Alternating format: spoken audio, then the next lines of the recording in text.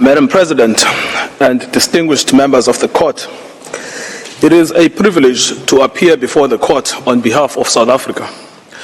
I will address Israel's genocidal intent. At this stage, the court is not required to determine that the only inference to be drawn from the available evidence is genocidal to order provisional measures, as that is to decide the merits. Rather, the assessment of the existence of an intent to destroy could be made by the court only at the stage of the examination of the merits. That some of the alleged acts may also amount to atrocities other than genocide does not exclude the finding of plausible acts of genocide. Madam President, South Africa is not alone in drawing attention to Israel's genocidal rhetoric against Palestinians in Gaza. 15 United Nations special rapporteurs and 21 members of the United Nations working groups have warned that what is happening in Gaza reflects a genocide in the making and an overt intent to destroy the Palestinian people under occupation. Israel has a genocidal intent against the Palestinians in Gaza. That is evident from the way in which Israel's military attack is being conducted, which has been described by Ms. Hassim SC. It is systematic in its character and form. The mass displacement of the population of Gaza, headed into areas where they continue to be killed, and the deliberate creation of conditions that, quote, lead to a slow death, unquote. There is also the clear pattern of conduct, the targeting of family homes and civilian infrastructure, laying waste to vast areas of Gaza, and the bombing, shelling, and sniping of men, women, and children where they stand, the destruction of the health infrastructure, and lack of access to humanitarian assistance. So much so that as we stand today, 1% of the Palestinian population in Gaza has been systematically decimated, and 1 in 4 Gazans have been injured since 7 October. These two elements alone are capable of evidencing Israel's genocidal intent in relation to the whole or part of the Palestinian population in Gaza. However, third, there is an extraordinary feature in this case, that Israel's political leaders, military commanders, and persons holding official positions have systematically and in explicit terms declared their genocidal intent. And these statements are then repeated by soldiers on the ground in Gaza as they engage in the destruction of Palestinians and the physical infrastructure of Gaza. We show this third element next. Israel's special genocidal intent is rooted in the belief that, in fact, the enemy is not just the military wing of Hamas, or indeed Hamas generally, but is embedded in the fabric of Palestinian life in Gaza. On 7 October, in a televised address, Israeli Prime Minister Benjamin Netanyahu declared war on Gaza, and I quote, "Israel had started clearing out the communities that have been infiltrated by terrorists." And he warned of an unprecedented price to be paid by the enemy. There are more than 2.3 million Palestinians in Gaza. Israel is the occupying power in control of Gaza. It controls entry, exit, and the internal movements of inside Gaza. And Prime Minister, Mr. Netanyahu exercises overall command over the Israeli Defense Force and, in turn, the Palestinians in Gaza. Prime Minister Netanyahu, in his address to the Israeli forces on 28 October 2023, preparing for the invasion of Gaza, urged the soldiers to remember what Amalek has done to you. This refers to the biblical command by God to Saul for the retaliatory destruction of an entire group of people known as the Amalekites, put to death men and women, children and infants, cattle and sheep, camels and donkeys. The genocidal invocation to Amalek was anything but idle. It was repeated by Mr. Netanyahu in a letter to the Israeli Armed Forces on 3 November 2023. Madam President, let the Prime Minister's words speak for themselves.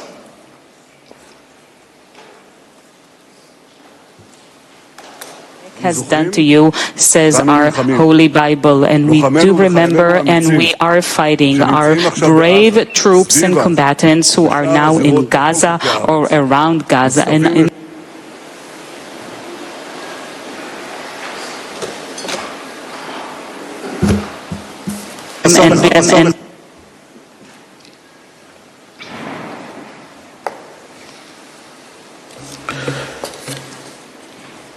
The Deputy Speaker of the Knesset, Israel's parliament, has called for the erasure of the Gaza Strip from the face of the earth.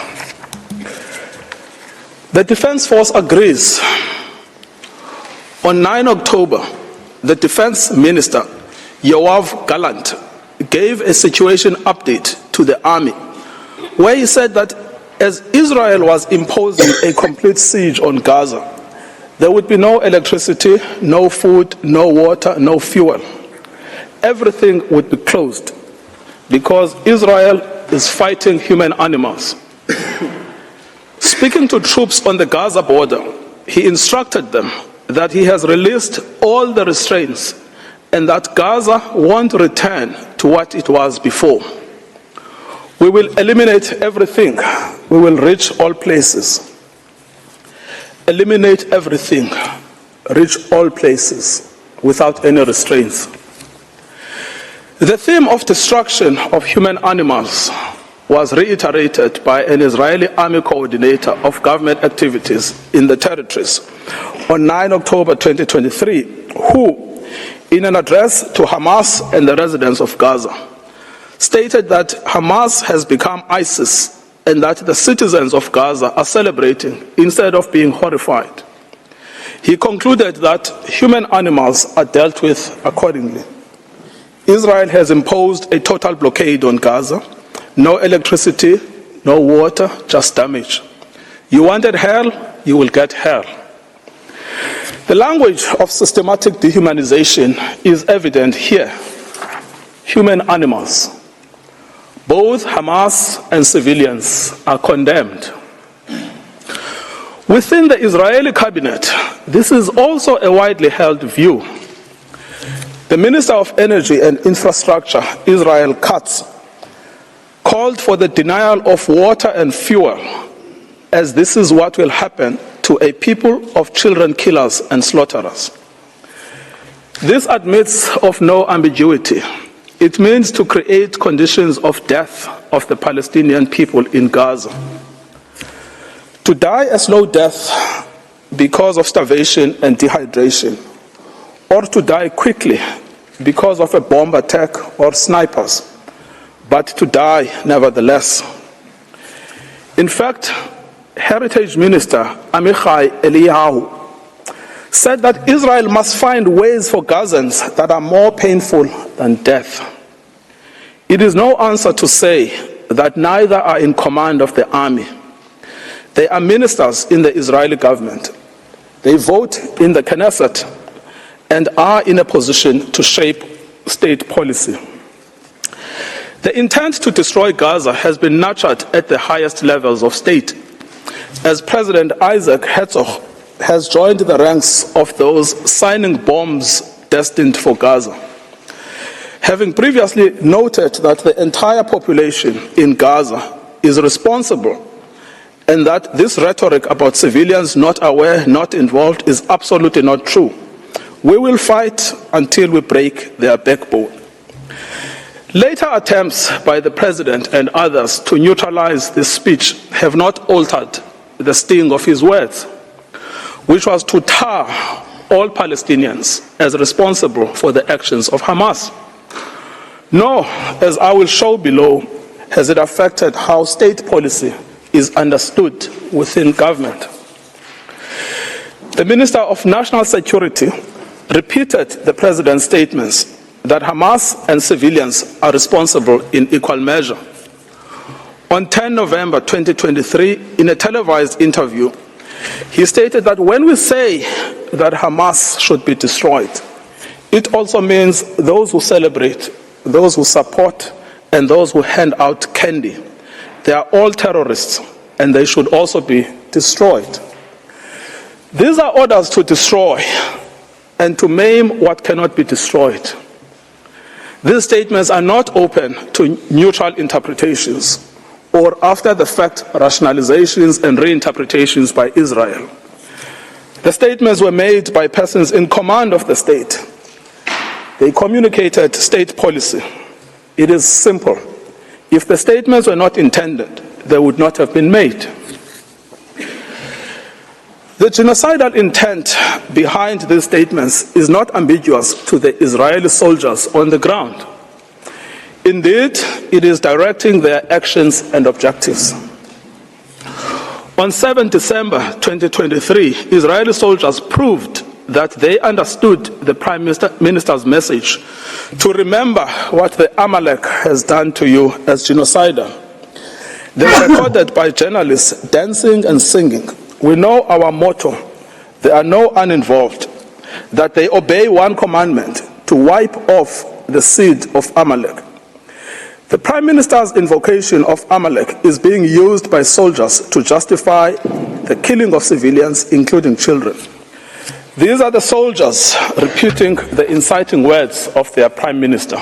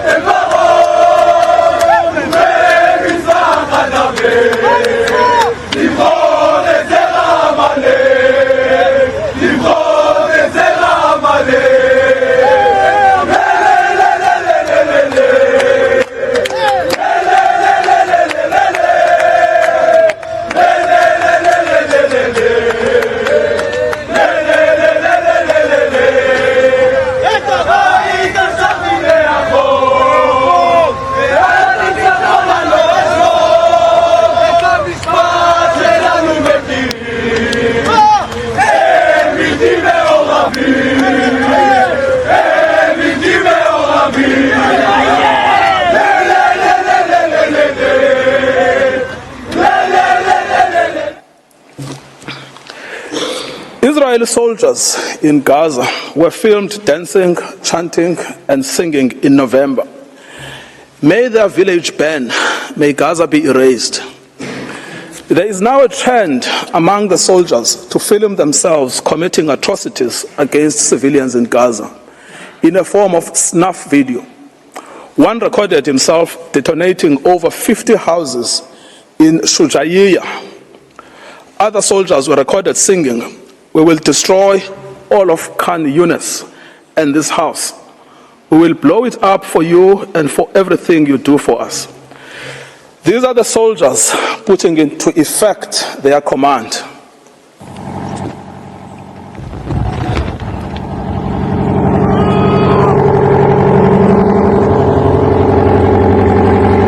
שכונת סג'איה ז"ל, נחל עוז, בעזרת השם יהיה לכם.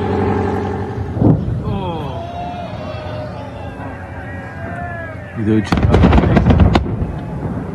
חטיבה 828, אומרת סג'איה שלום. מדהים, 30 בתים, גדוד 749.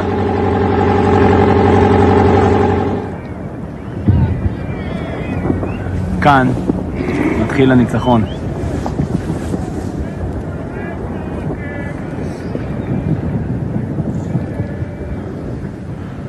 עם ישראל חי.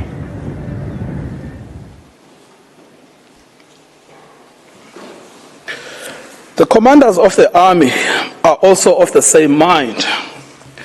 Israeli army commander Yair Ben David has stated that the army had done in Beit Hanun and did there as Shimon and Levi did in Nablus, and that the entire Gaza should resemble Beit Hanun. Israeli soldier Yeshai Shalev published a video against the backdrop of the ruins of what was the site of Al-Azhar University with the caption, "Once upon a time, there was a university in Gaza, and in practice, a school for murderers and human animals." Soldiers obviously believe that this language and their actions are acceptable because the destruction of Palestinian life in Gaza is articulated state policy. Senior political and military officials encouraged without censure the 95-year-old Israeli army reservist Ezra Yachin, a veteran of the Deir Yassin massacre against the Palestinians in 1948, to speak to the soldiers ahead of the ground invasion in Gaza. In his tour, he echoed the same sentiment while being driven around in an officially Israeli army vehicle dressed in Israeli army fatigue. I quote, "Be triumphant and finish them off, and don't leave anyone behind. Erase the memory of them. Erase them, their families, mothers and children. These animals can no longer live. If you have an Arab neighbor, don't wait, go to his home and shoot him. We want to invade, not like before. We want to enter and destroy what's in front of us, and destroy houses, then destroy the one after it. With all of our forces, complete destruction, enter and destroy. As you can see, we will witness things we've never dreamed of. Let them drop bombs on them and erase them." As recently as 7 January 2024, a video of a soldier was posted online where he boasts that the army had destroyed the entire village of Hibat Azar. For 2 weeks, he said, they had worked hard to bomb the village and executed their mandate. Any suggestion that senior politicians did not mean what they said, much less that the meaning was not understood by soldiers in Gaza, would be without any merit. The scale of destruction in Gaza, the mass targeting of family homes and civilians, the war being a war on children, all make clear that genocidal intent is both understood and is being put into practice. The articulated intent is the destruction of Palestinian life in all its manifestations. The genocidal rhetoric is also commonplace within the Israeli Knesset. Members of the Knesset have repeatedly called for Gaza to be wiped out, flattened, erased, and crushed on all its inhabitants. They have deplored anyone feeling sorry for the uninvolved Gazans, asserting repeatedly that there are no uninvolved, that there are no innocents in Gaza, that the killers of the women and children should not be separated from the citizens of Gaza, and that the children of Gaza have brought this upon themselves, and that there should be one sentence for everyone there, death. Finally, the lawmakers have called for mercilessly bombing from the air, with some advocating for the use of nuclear doomsday weapons, and a Nakba that will overshadow the Nakba of 48. The Prime Minister's genocidal speech has gained ground among some elements of civil society. A famous singer has repeated Mr. Netanyahu's Amalek reference, stating that Gaza must be wiped out and be destroyed with every Amalek seed. We simply must destroy all of Gaza and exterminate everyone who is there. Another has called to erase Gaza, not leave a single person there. Journalists and commentators have announced that the woman is an enemy, the baby is an enemy, the pregnant woman is an enemy. That it is necessary to turn the strip into a slaughterhouse. to demolish every house our soldiers come across, exterminate everyone. The intentional failure of the government of Israel to condemn, prevent, and punish such genocidal incitement constitutes in itself a grave violation of the Genocide Convention. We should recall, Madam President, that in Article 1 of the Convention, Israel confirmed that genocide, whether committed in time of peace or in time of war, is a crime under international law. And it undertook to prevent and to punish it as such. This failure to prevent, condemn, and punish such speech by the government has served to normalize genocidal rhetoric and extreme danger for Palestinians within Israeli society.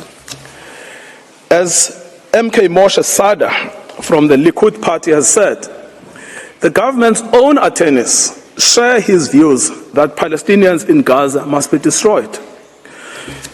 I quote, "You go anywhere and they tell you to destroy them. In the kibbutz, they tell you to destroy them. My friends at the state attorney's office who fought with me on political issues in debate said to me, it is clear that we need to destroy all Gazans. Destroy all Gazans." Israel is aware of its destruction of Palestinian life and infrastructure. Despite this knowledge, it has maintained and indeed intensified its military activity in Gaza. As to full awareness, in the week after 7 October, NGOs and the United Nations warned of an unprecedented humanitarian crisis in Gaza. The UN stated that actors must allow humanitarian teams and goods to immediately and safely reach the hundreds of thousands of people in need. So right from the beginning, Israel knew that it was depriving water, food, electricity, and essentials for survival. It said so. Everything is closed. It has known that it was depriving Palestinians of health care and treatment for injury in the middle of an unprecedented bombardment, of food and water, and of other essentials for survival. This prompted the World Health Organization to say, "We are on our knees asking for sustained, scaled-up, protected humanitarian operations, appealing to all those in a situation to make a decision or influence decision makers to give us the humanitarian space to address this human catastrophe." Despite this knowledge, Israel continues to target infrastructure essential for survival: water and sanitation infrastructure, solar panels, bakeries, mills, crops. It bombs hospitals, decimating the healthcare system. It targets aid workers and the infrastructure of the United Nations. It is because of the policy of Israel that Gaza has become a place of death and despair. In conclusion, Madam President, many propagators of grave atrocities have protested that they were misunderstood, that they did not mean what they said, and that their own words were taken out of context. What state would admit to a genocidal intent? Yet, the distinctive feature of this case has not been the silence as such, but the reiteration and repetition of genocidal speech throughout every sphere of state in Israel. We remind the court of the identity and authority of the genocidal inciters: the Prime Minister, the President, the Minister of Defense, the Minister of National Security, the Minister of Energy and Infrastructure, members of the Knesset, senior army officials, and foot soldiers. Genocidal utterances are therefore not out in the fringes. They are embodied in state policy. The intent to destroy is plainly understood by soldiers on the ground. It is also fully understood by some within the Israeli society, with the government facing criticism for allowing in any aid to Gaza on the basis that it is recanting on its promise to starve Palestinians. Any suggestion that Israeli officials did not mean what they said or were not fully understood by soldiers and civilians alike to mean what they said should be rejected by this court. The evidence of genocidal intent is not only chilling, it is also overwhelming and incontrovertible. Madam President, it is now my honor to request you to call Mr. John Dugard on the subject of jurisdiction.